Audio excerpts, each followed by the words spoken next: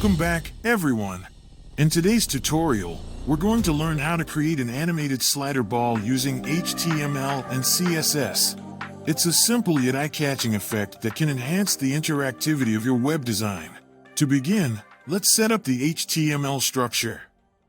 We'll need a container div to hold the slider and a div for the slider ball. I'll quickly write the code for you.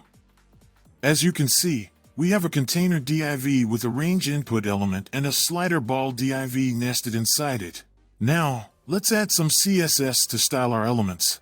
We'll style the slider with a background color, border radius, and other properties. The slider ball will be a circular element with its own unique animation.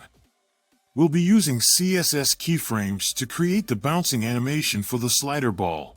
By defining keyframes at different percentages, we can control the ball's movement and appearance. Take a look at this code snippet.